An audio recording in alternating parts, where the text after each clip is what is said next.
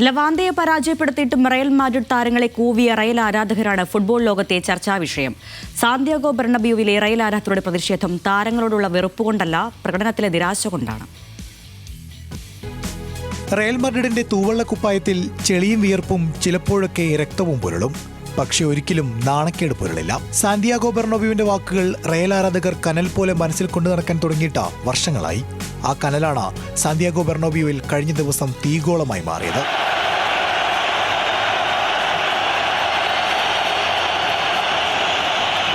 ടീമിന്റെ മോശം അവസ്ഥയിൽ കൂടെ നിൽക്കാത്ത ആരാധക കൂട്ടമല്ല റയലിൻ്റെത്.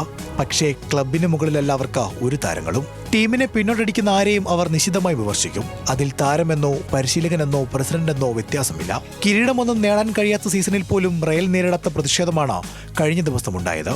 അതിനർത്ഥം ടീമിന്റെ പ്രകടനത്തിൽ മാത്രമല്ല, താരങ്ങളുടെ പെരുമാറ്റത്തിലും അവർ അസ്വസ്ഥർ എന്നാണ്.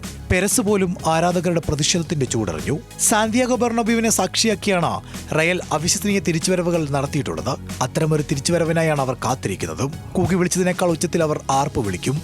ബെർണബ്യൂ അത്ഭുതങ്ങൾക്ക് വേദിയാകും. അപ്പോഴും ക്ലബിന്റെ ലെഗസി കാത്തുസൂക്ഷിക്കാൻ ആ ആരാധക കൂട്ടം താരങ്ങളെ ഓർമ്മപ്പെടുത്തിക്കൊണ്ടേയിരിക്കും. കാരണം ക്ലബിന് മുകളിൽ അവർക്ക് മറ്റൊന്നുമില്ല. Sports desk, news Malayalam.